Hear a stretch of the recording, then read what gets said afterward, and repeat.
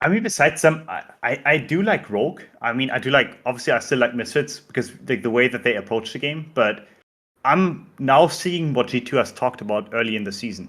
Like, I'm now seeing some of it.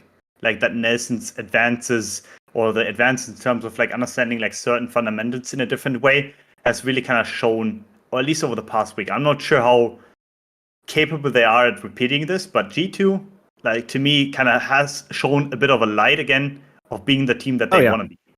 I mean, they're too good. They're too good player for player to be where they were for long. Like, are they going to be the European dominant force that they always were up until this year? Probably not. But objectively, they should still be a top team contending for the title with this roster.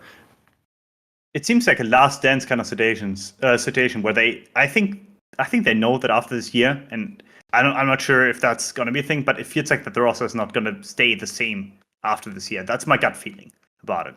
Like, I personally don't see Jankos continuing necessarily. Like, I mean, I think he has obviously been the best Western jungler for quite some time now, but I think this past year he has kind of regressed. And I think this may be the year where we're going to see some changes within the G2 lineup. I mean, we've talked about this before, but how do you keep up the motivation on this team? Like, we were talking in a previous show about, you know, maybe Reckless was not the right player because you're putting another veteran on this roster, but where is there, like, every player in this roster has been in a Worlds final. They're all mega veterans. Yeah, exactly. Every player. And they made a roster change and that's still true, right? So it's like, where's the fire? Like, does anybody in their like heart really have the motivation or belief that they're somehow going to top their previous accomplishments? I mean, even if you do, the problem is this: the odds that 5 people do, incredibly unlikely. So what you really have to do realistically is you have to do triage if you're G2. You have to look, and you have to be super brutal, by the way, in the off season. You have to literally say, I'm going to have to literally give away players who are like first ballot Hall of Famers right now, but I've got to pick the ones that are legit and build my next team around them. Because the obvious move, by the way, the obvious move is pick which ones you want. So let's say, for example, off the top of my head, you pick like Caps and Reckless or something, right? Now you need to go and get Inspired and fucking Kaiser, and you've got to make the new team that's like the super team. Because I do, put it this way, I don't even think there would be a point in keeping these same 5 players together. Even if you got it to be competent and good, you're never really even going to reach the limit of what you want, which is like what you sort of alluded to. The other thing is, if you're these players and you've had those performances, you've been to the World's Finals, you're not playing to maybe make a round of 8 like Fnatic did the last 2 years. Exactly. You're only playing to have a chance to win Worlds, aren't you? Like, that's the whole reason to keep doing it. And you've also all won LEC a billion times. Like, that isn't unfortunately making people get up and do the hill sprints every day. But what people are actually learning, by the way, which is cool, from a team like G2, is how rare truly elite athletes who have the unlimited drive is. I don't think they get it. There are loads of athletes that have all the skills, but they might not actually have that like crazy obsession to every day get up when it's raining. And I don't think people get it. Like, those are like truly rare human beings. I'd even say some of them go too far personally, but you're not going to get 5 League of Legends players like that. Like, it's so unlikely. Thorin, here's a question for you, if you know off the top of your head. Who has won the fewest European titles on that roster right now? I mean, logically, it'd be like Mickey X, I'd assume. Right, but it's still, and how many is that? So like 4? It'd still be like 4, yeah. Yeah. Pretty good. Like, this is hard to relate to, but if you go through the rigorous seasons every single year and you end up at Worlds, and that's where you see all the fans, and you have that kind of like reference point, like waking up in the morning for scrims or waking up in the morning for like a normal LEC game that you're playing from home through the COVID times, like, it really pales in comparison. It really pales. Yes. And that's also something I mean, this has obviously been harder through the COVID times, like, because of the restrictions. But I do think that there's a necessity, and there's almost like an obligation, I would say, for the teams as well as Riot Games to kind of like work out a plan about like having more events happen. Yes. This is not just a team interest, not just a player interest, but it's also a viewership interest and like a fan interest, right? Because if you think about it, like the main connection that a lot of people have from back in the day, season 2, season 3, were those live events. Like, I've met so many people that have seen me live, for example, over the years, like that are still cherishing their experience of being at an event. And that's something we've not had besides the World Championships and I guess the MSI for quite some time now. And I do think that it would be the next evolution that is kind of necessary to actually implement esports and make the next step happen, make it bigger than it already is. Like connect more fans with it, bring in outsiders, because I've seen so many people and I've talked to them like that they were like, oh, I actually don't play League, but I went to this event because it was in my city. Like, and that's something that look, if you want proof of this, look at the Overwatch League. The events that for a much smaller viewership, even they started doing in-person events.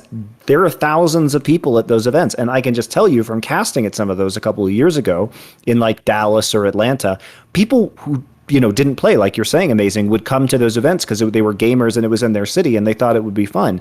And that generates new fans for sure. Yeah, worst case, you just get drunk and you just exactly. Yeah. Exactly.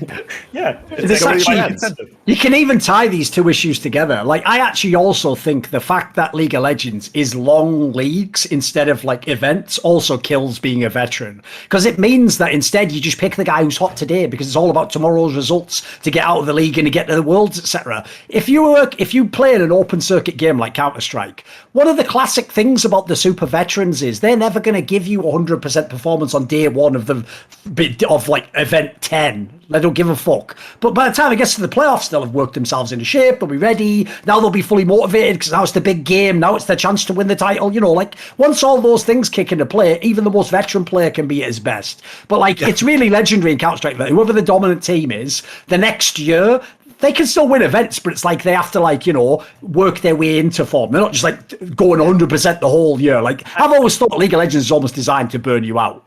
Yeah, and it's also that it's true in sports as well. When you're playing your 65th game of the season in the NBA, or your 105th game in MLB, or your third round robin in LCS right now, you probably don't care a whole lot anymore because you're either locked into playoffs or the motivation's not there, and also it's boring for the viewers. And people are looking at the viewership of esports right now, and like LCS hasn't been doing hot this summer. Now people are saying like, oh, because of all these reasons. Part of the reason is just because the pandemic is like kind of over and people want to fucking go outside instead of watching esports for the first time in a year and a half. Nobody ever talks about that. But also viewership drops in sports generally in the summer. August in baseball is the doldrums where it's like, okay, we kind of know who's good this season. Like, we get it. We're just gonna wait till playoffs right now. I'll be worried if like playoff viewership is shit or Worlds viewership is shit, right? Yeah. I think it's a combination of the format being boring, the players not really wanting to promote it because the players are probably bored themselves, and also the world situation being entirely different where right now I'm in Lake Tahoe. That's why you're seeing me in a different room, because I don't want to sit at home anymore. You know what I mean? So I'm out too. Well, that's what it's about. Like, I mean, we have this weird conundrum that we have a boring setup of best of ones, but we also have the players also have to care about those best of ones. So it's a really weird conundrum. It's boring to entertain and it's boring for the players, but it's they still have to care about it because it's quite impactful in terms of like their playoff seeding and whatever it is. You can't quite completely check out and just be like, okay, well, I have 54 games, I have 81 games, for example, like in the NBA, like, or 82, right? And you're like, oh, I have 82 games. If we get 50 wins, I'm going to be okay. We're going to get like third seed, fourth seed. No, you actually have to care because you only have 18 games, for example, in the US LEC, right? Like it's only 18 games. If you only win 8 games, you're probably going to be out of playoffs, right? And it's such a low sample size to actually determine who gets to potentially go to Worlds or to MSI. And it's a weird conundrum, boring setup, yet it's really impactful for what is about to happen, basically. Want to see more cool, funny, interesting clips based on topics from my content? Well, subscribe to this channel then, or, be a pleb and don't.